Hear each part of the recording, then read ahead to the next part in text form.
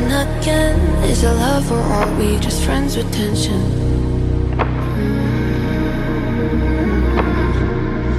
Chemical reactions in my head got me tripping on every word you mention.